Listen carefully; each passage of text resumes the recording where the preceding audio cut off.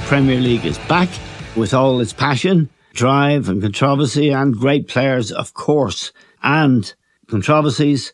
And there were plenty of all of these things in the first 2 weeks of the Premier League. And it's a pleasure now to welcome John Giles to talk about the first 2 weeks and particularly to talk about some of the incidents. One very noticeable one was, of course, the clash between Antonio Conte and Thomas Tuchel on the touchline, the two coaches in the Chelsea versus Spurs game on Sunday. But we'll start. John, thanks very much for joining us.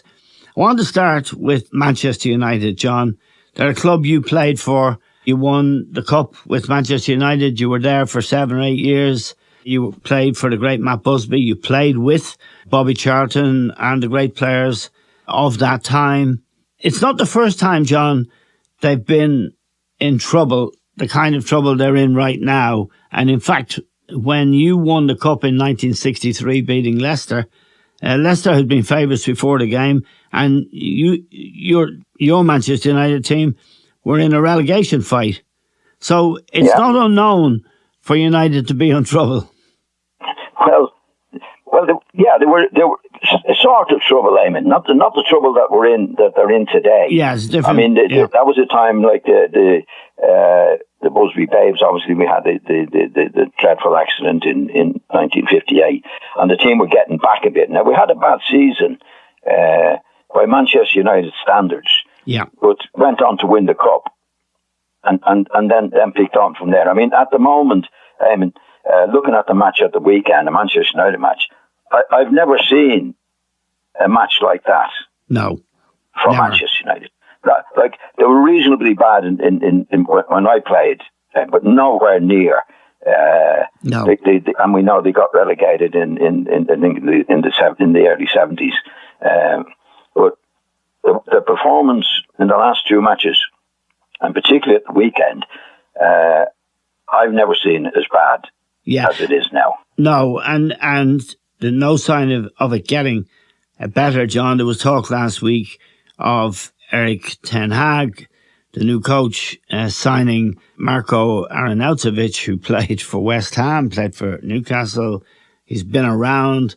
He's always been a troublemaker. He scores the odd goal. Signing for 15 million. That was leaked.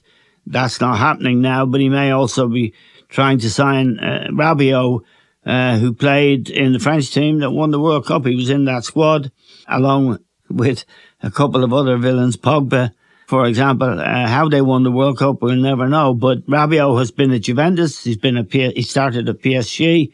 He's a difficult player himself. He's not a trier, John, I can tell you that. And he won't like the intensity of the Premier League. But they say Ten Hag wants to sign him. The first question that arises in my mind, John, is this guy's come with a good reputation from Ajax, a great club in the Netherlands.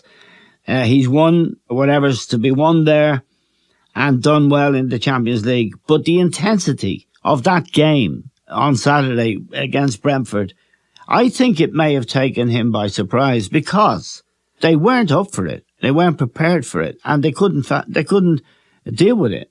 No, he looks to be in shock, Eamon. Yeah, we had a warning the week before at home. Was it Brighton? Yeah, Brighton beat them. Yeah, beat them well. Yeah, now you go to this particular situation.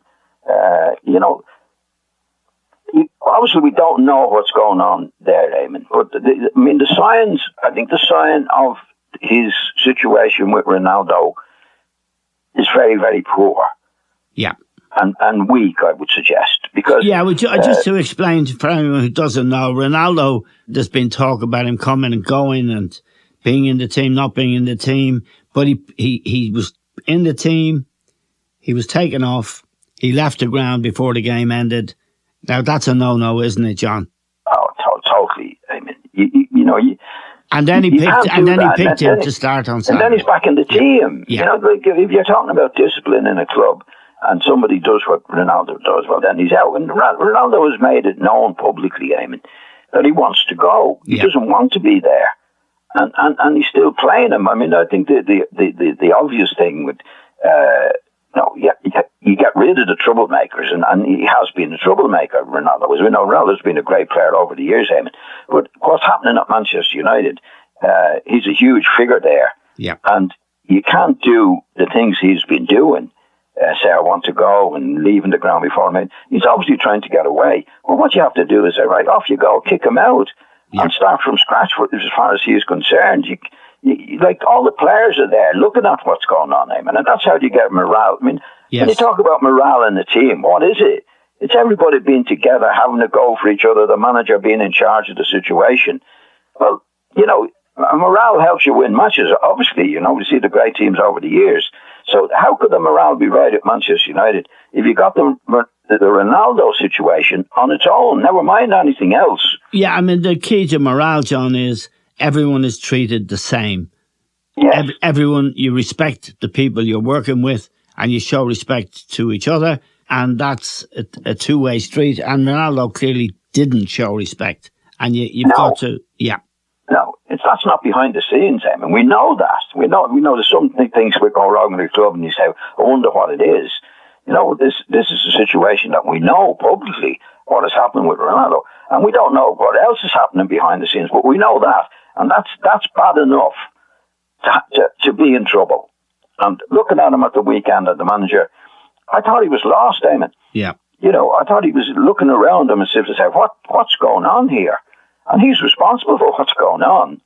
Yeah, so it's very, very, very difficult. Let's just take one instance. People are now questioning David De Gea, the goalkeeper, because he's no good with the ball at his feet. He's not up to, say, Alisson at Liverpool and others. And the second goal, the first goal, he made a mistake, which every keeper makes now and again.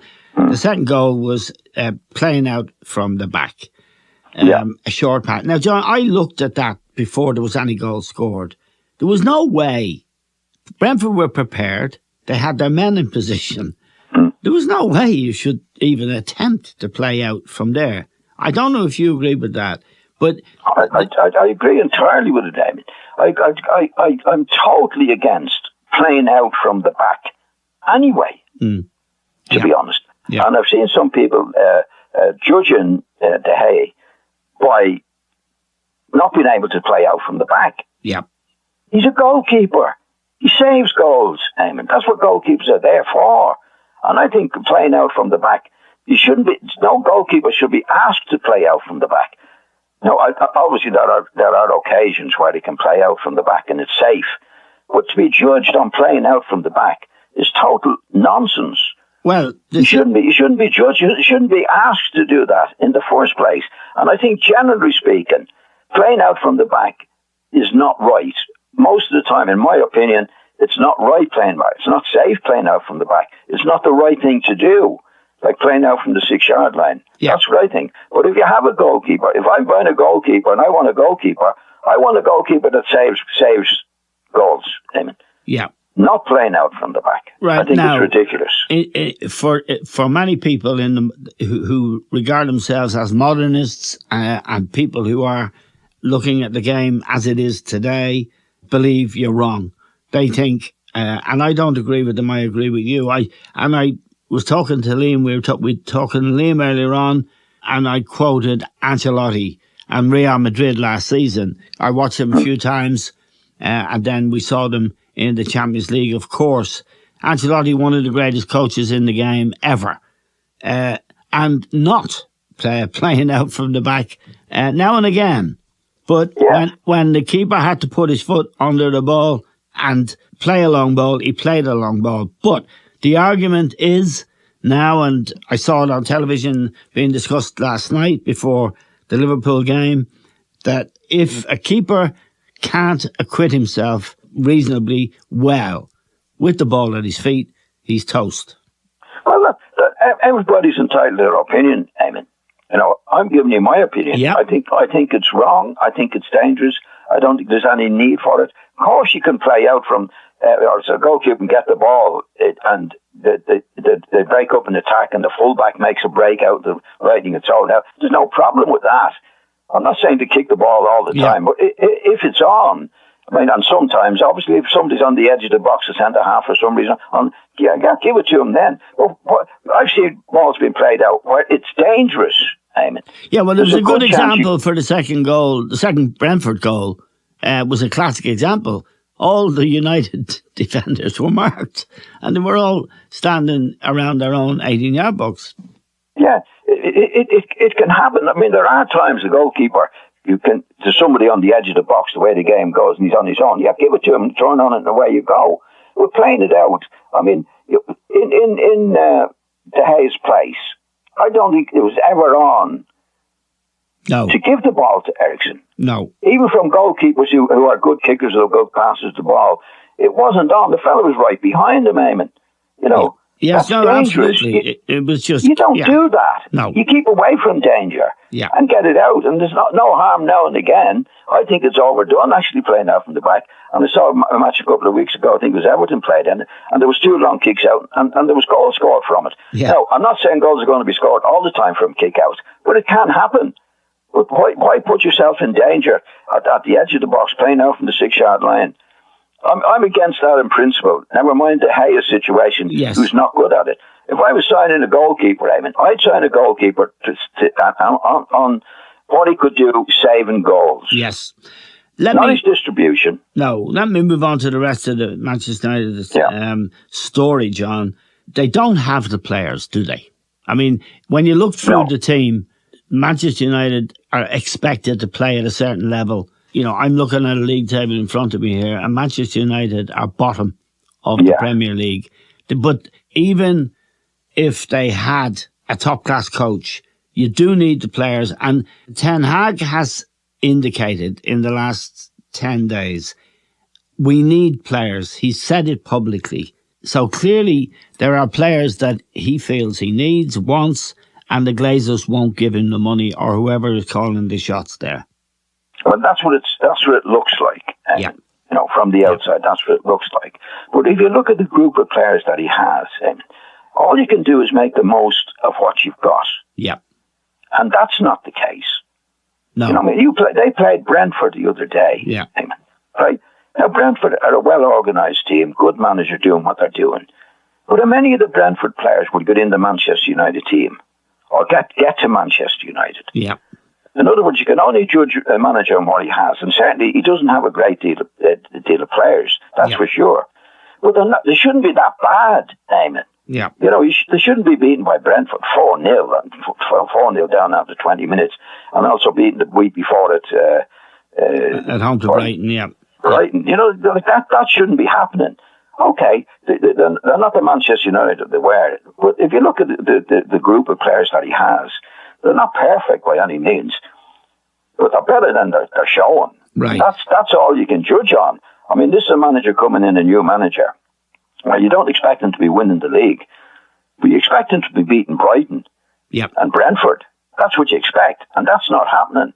So there has to be a reason for that as well. Okay, he might not be getting the players, and I suspect the same as yourself. He's not getting quite the players that he wants, but he has enough players to be beating the teams or showing heart and effort in everything that we don't see from them at the moment. No. It's particularly bad, Eamon. You know, so we don't know what's going to happen. But he looks shocked to me when I'm seeing him on the telly afterwards, as if, what's going on here? He doesn't know himself what's going on. But looks of him. I think the intensity, John, of the Premier League, and Brentford exemplify it really, is a shock to people who come from, particularly the way they play the game in the Netherlands. The sheer physical intensity of Brentford would be a shock to anybody. The other big issue, John, is will players, and this is key, and again it goes back to your time in the club, will players want to come to play for Manchester United? Say Haaland, who went to Manchester City, no way he was ever going to Manchester United. No way he was going on. He wanted to go to Manchester City, where the money was, where Pep Guardiola was, and where he's going to be playing with the best players in Europe, among the best players in Europe. That's where he wanted to go. And when you get to that stage, as you know, you're in real trouble, aren't you? Because even you can't recruit. there's definitely the incentive to go to clubs that are winning. There's no doubt about that. Yeah. But if you're, the only way you can get those players is to show what you have at the moment Yes. is improvement and on the right track. Yeah. Now, we're not seeing that at the moment. We're seeing the opposite at Manchester United at the moment. That's the problem, I'd say if they start picking up and be better than they actually are, then you're more inclined to get the players that you want coming into the club. Yeah. But that's not happening. No. If you go back over the years to any of the big clubs, they had to start from scratch. Shankly went to Liverpool when we were in the second division. Yes. Alex Ferguson went to Manchester United when they weren't in good condition. And didn't win anything for 4 years. No, exactly. But he was improving all the time, especially after the first year or two. Yeah. It shows, there's a bit of spirit there, and the basics are right. And then you get the better players coming in. But what's happening at the end is disaster time. Yeah. They put any player off him. And if you watch the last two matches with Manchester United, we put any player off wanting to go to Manchester United. So that's got to improve. I don't know how he's going to do it. He looks in shock to me. Is he going to get the players in that he wants? There's been. This hasn't happened overnight with Manchester United. No, this has been going on for a good few years, Eamon. I just want to ask you one before we move on and talk about the rest of the games and the teams and the league. One thing struck me when I was thinking about this over the weekend, John. The whole Pogba debacle at Manchester United damaged the club severely. He was allowed to strut around the place. He was on more money than anyone else. He was allowed to run his contract down and he walked. But that whole 3-year spell where this guy was able to, if you like, trample on the jersey of one of the greatest clubs in the world, can't have done Manchester United's reputation any good at all. No. Well, they brought down the reputation themselves, Yeah. They employed Solskjaer, right, for his hand. Now, they knew Solskjaer was never going to be a manager like Conte, would be demanding what he wanted to do with the club. Yeah. And if you look at the people they brought in, the players they brought in over there, there's some of them still there, they were total failures. And obviously weren't Solskjaer's choice. Yeah. So they were, in my opinion, they were without a manager. They were without a proper manager for 4 years. Yeah. And that's catching up on them now. Right. Okay, let's move on, John, to talk about Manchester City. They are the champions, defending champions. They've got Erling Haaland. They've won their first 2 games. And they look now the real deal, don't they? And this fella Haaland, how much has he impressed you, John? He didn't get many kicks at the ball. I think he only touched the ball 5 times at the weekend. But then they were playing Bournemouth and he was doing other things, which was creating space. But in his first game at West Ham, he really looked the business. Yeah, he scored the 2 goals, and he made the penalty for himself. And he took the goals exceptionally well. He didn't score at the weekend, funny enough. Now, funny enough, the West Ham match, I didn't think City were all that good. Right. They had 684 passes to 200 by. But that wasn't a plus in my opinion. Yeah. That was a minus. Yeah. There was a lot of good play, particularly getting the ball out to Grealish. I don't remember Grealish in the match or Foden on the other side of the pitch in good position. They pulled him out of it and finished up back at the halfway line. So there were lots of passes in him. But I think if you're making 600 and something passes, you should be scoring more goals. Yeah.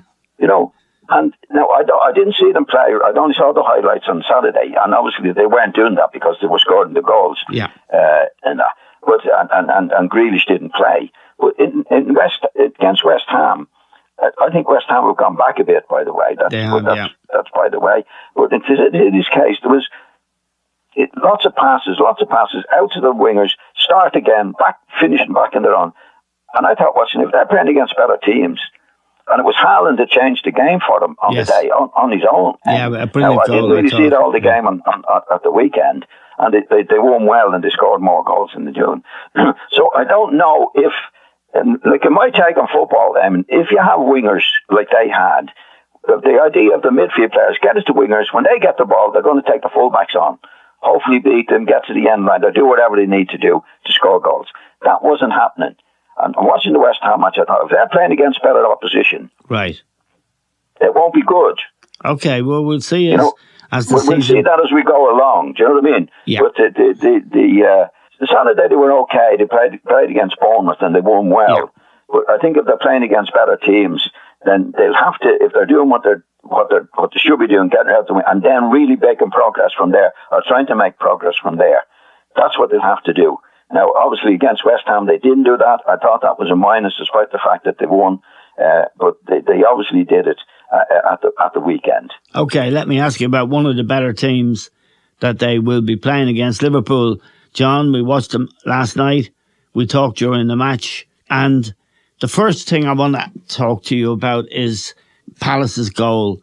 Wilfred Zaha scored a goal. Eze, the left-sided midfield player who was out for most of last season with injury, gave him a beautiful pass. High line again. Van Dijk stepping forward, and instead of my opinion, instead of taking 3 steps back, he stepped forward. This is every time I watch Liverpool play, John, there are at least 3 or 4 incidents, usually on that side of the pitch, where the opposition get in. Whether the opposition is Bournemouth or whoever it is, they get in. Now, Alisson makes a lot of saves, but there's a big hole there to be exploited. It's not solely Trent Alexander-Arnold, John. It's the attitude that we can get out of this by playing the other team offside. Yeah, well, it's obviously it's that's come from the management and the coaching. Take last night's goal, for example. Yeah, I think they should have dropped back. I think Van Dijk should have read it and dropped deeper to get 3 or 4 yards behind the other defender. But no, he's running out. They're both running out. If the pass is well timed, you're dead. Yeah, well, that's the chance they take, Eamon. And I don't agree with it. I totally disagree with it. But first of all, I haven't seen it. I'd like to watch it again. I'd like to know, first of all, where was Alexander when the move was on? He certainly wasn't in the right back position, and a lot of times he's not in the right back position. Yeah. But the 2 centre backs, in my opinion, if they weren't encouraged to do it and told to do it over a few years now, right? The centre back was there. The ball was obviously going to be played out to Zaha. Yeah. Right? Now, if Van Dijk hasn't been encouraged to step forward, Eamon. Yeah. Right. I think his natural inclination would be to follow the ball. Right. So he'd be taken. In other words, there'll be 2 Liverpool players on Zaha. Yeah. In other words, the first fellow let him go, and Van Dijk, who could have gone after the ball, because don't forget, Zaha was on his own. Oh, totally. Yeah, so there could have been 2 Liverpool players onto him. But once you go a high line and slap forward, then once he's not offside, you're a dead duck. But would you agree with me that when you look back on all Liverpool's games, and that invariably there are 2 or 3 occasions in a game, no matter who they're playing, even if it's that teams get in at them in that position, and obviously guys miss, they panic. I mean, he did brilliantly. I mean, it was a great goal, and nothing should be taken away from Zaha. He had a long time to think about it. You know, he had a lot of ground to cover. He kept his composure, and it hit the far post and went in. And if it wasn't going to hit the far post, Alisson was in the right position to save it. So it was a great goal, and fair play to Wilfred Zaha for scoring it. The other issue I want to ask you about is Nunez and his sending off and his performance in general, John. I hadn't seen him against Fulham. You saw him and you told me you were hugely impressed by him. And we talked to Liam earlier. Liam said he was hugely impressed by him against Fulham. I wasn't impressed by him last night, John. I thought he had a couple of real chances in the first half, one of which he should have buried with his head, and he sort of backed out of it. But that's it. I don't want to be overcritical, but the indiscipline and the headbutt in, which he was totally responsible for. I didn't think the defender, Anderson, had done anything wrong at all. What did you make of that? And what did you make of his performance last night? Well, his performance overall was poor, Eamon. And the lack of discipline was incredible, because Liverpool are usually a very, very well-disciplined team. Yeah. And it did go to Klopp on the touchline when it happened. And you could tell he was absolutely disgusted. Yeah. Eamon. Yeah. So I don't think that'll be happening again. Or if it does, I'd say this lad will be in big trouble. Yeah. But he didn't have a good night. No. Now, I saw him against Fulham, and he came on the sub, and I think he scored and he made the goal. He looked very, very good. A big fella. Looked like he had good control, good finishing, good header. Yeah. So I think he had a bad day yesterday. Yeah. Now, he wasn't the only one. I mean, he didn't get that much supply to have chances. No. Liverpool didn't play well, really well yesterday, not as well as they can play. But I think he'll be a winner, Eamon. From what I've seen of him in the Fulham match, I think he'll be a winner. But his discipline, he'll have to, it was very, very bad. I mean, his discipline was very bad yesterday. Yeah, I mean, Liam said the same as you. He thinks he will be the real deal, and he looked the real deal against Fulham. But we'll see about that. Now, the other thing I want to ask you about, John, is Thomas Tuchel and Antonio Conte and the stuff at Stamford Bridge on Sunday when Spurs really got away with a 2-2 draw, that they probably...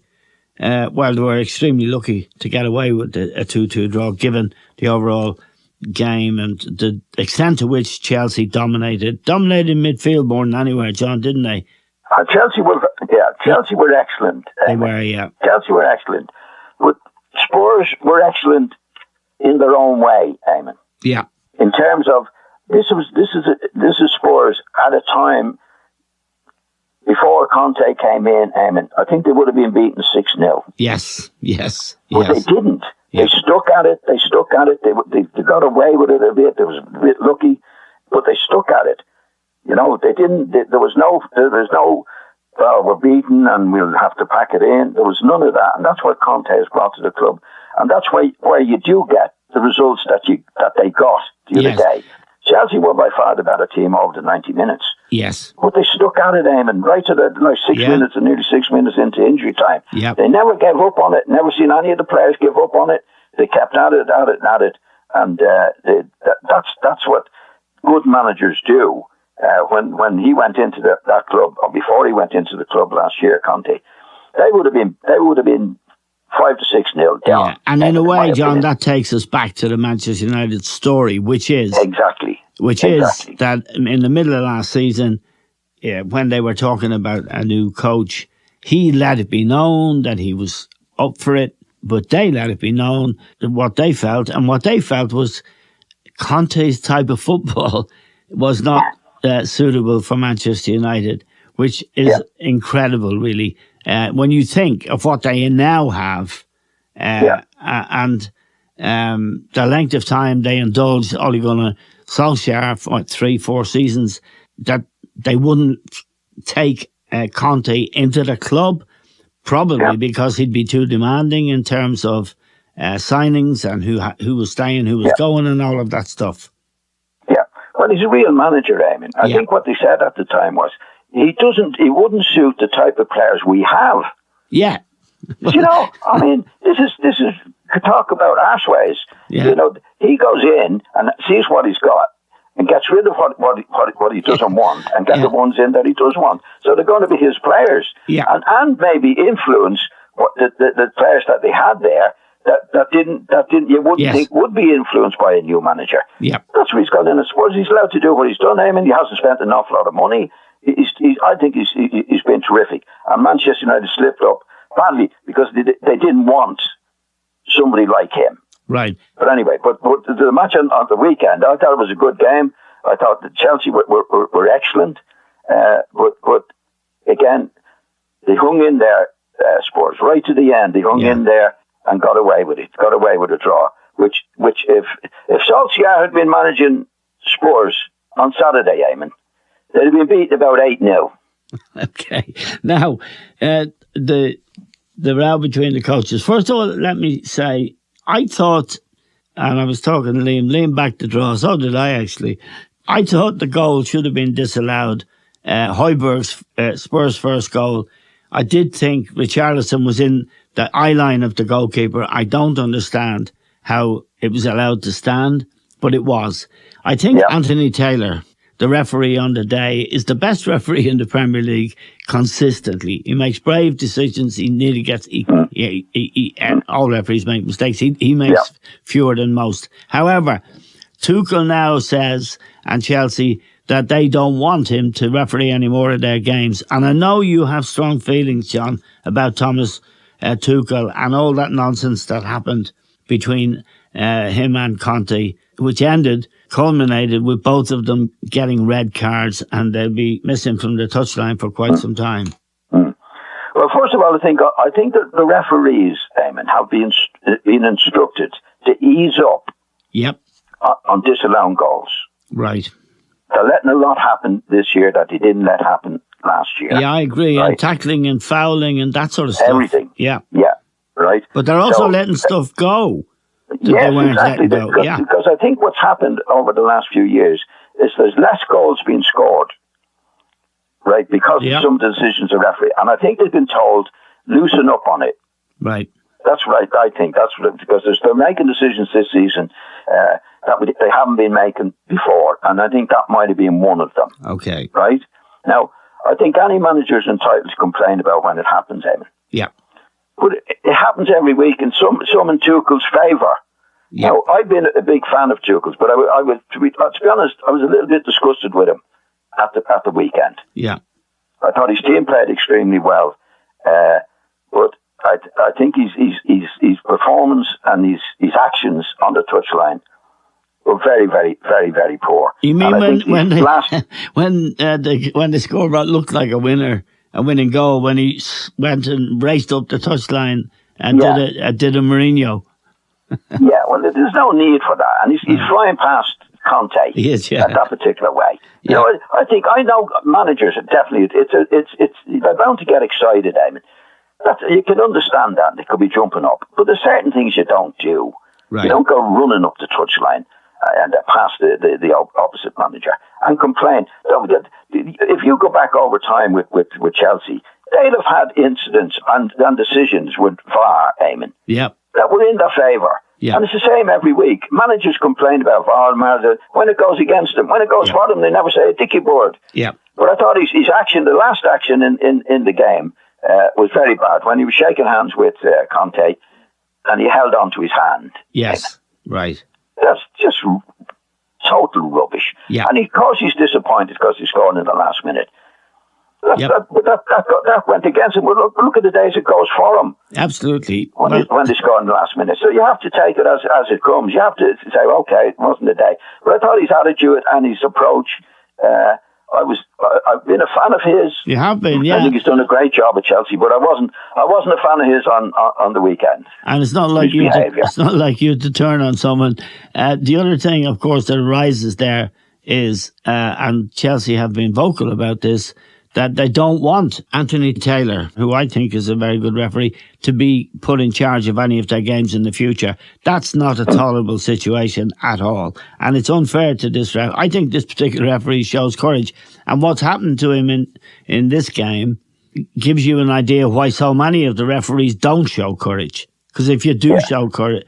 courage. And you have to... It's very difficult as a manager when your things go against you. Yeah. You know what I mean? It is, because it's an emotional game, or you're very, very highly strung and all that. But the next week it goes for you. You were never highly strung, Chief. When you were a manager, you were deadpan. No, well, I'll tell you why you have to be deadpan, Eamon. And you see it now, and this is something that's slightly different. When a goal is scored, right? I always felt as a player, when a goal was scored, the first thing you do is concentrate on the kickoff. Yes. Do your bit of celebrations. Yeah. But I've seen, because you're not your most vulnerable, Eamon. You see, many times I've seen, and your listeners will know, goals, as soon as you go score a goal and the opposition score from the kickoff, I've seen it loads and loads of times, Eamon, and that's usually because everybody gets carried away when you score a goal. Yes. It's exciting. But I always tell, as a player and as a manager, as soon as you score, get your head in order. Yes, and be alert. Be alert from the start, because they always used to say, well, one of the most vulnerable times is when you've just scored. But you have to say, why? Because everybody's gone mad, Eamon. And the two forwards, they're different now, they're passing the ball backwards, right? You used to let the ball go past them, I've played the matches where they have goals scored against us and played the matches where they scored. And everybody's switched off because they're so excited. You can't be thinking about two things. But what you should be thinking about is defending the goal. Just a final question, John. I know our Leeds fans will want me to ask you about where they are. They kind of gave up a 2-goal lead at the weekend against Southampton, and I know you're not mad about the new coach. Where are they, John? I think they will concede a lot of goals, Eamon. Yeah. They're going to have to score a lot of goals, right? Because I still think he has the previous manager's attitude about going, which is fine. But the goals they conceded, I think Harrison, the left winger, was the one nearest the player that scored at that time. Yes. So I think they'll be still go, but they're going to have to score quite a lot of goals. I think they'll concede a lot of goals, Eamon. Okay, John. Well, we're grateful as always to you for joining us on the stand. I said to Liam earlier that I didn't like to say it, particularly because I'm a Liverpool fan, but I think Manchester City are going to take an awful lot of stopping this year with the addition of Haaland in particular. And Liam said I shouldn't be nailing my colours to the mast so early. I I didn't talk about Liverpool. I'd just like to say about Liverpool, Eamon. Yeah. The midfield, they've got Fabinho, Milner, Henderson, Thiago, and Keita. Yes. And the only one, and some of them are getting a bit older now, but the only one that's sort of a general in the middle of the field is Thiago. Yeah. I don't think he's great at it, Eamon. Do you know what I mean? I don't. I thought Fabinho was very, very poor last night, John. I mean, he really didn't put a shift in. He didn't get close. He didn't put pressure on the ball. He wasn't particularly alert with the ball. I thought he played very poorly, John. Well, I'm not a fan of his, Eamon, and what I think is he always looks to me as if he's worried about his stats. Yeah. Okay. He passes the ball A to B, but I never see him putting somebody through. I never see him beating anybody. And I know they talk about the holding midfield player now, but there's a lot of times you can get on the ball, you can play a 1-2 around the middle of the field, or be the general in the middle of the field. I mean, what they need really, Eamon, I think now, and they're terrific players. I wouldn't be writing them off by any means. If they had Graham Souness, for example, somebody in the middle of the field that controls it and controls the players around them. Yeah. And it wasn't a good night for them. They've had a few injuries.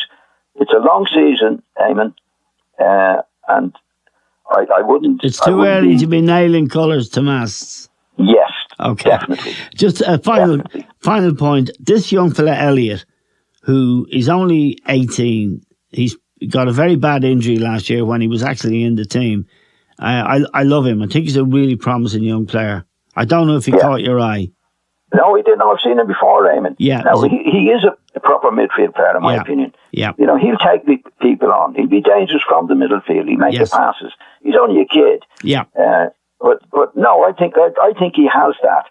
Do you know what I mean? I do. Yeah. He's a bit young. He's a bit young now to be able to. Yes, of course. Do what's needed to be done in a team like Liverpool. Okay, John. As always, it's great to talk to you. Thank you very much for joining us.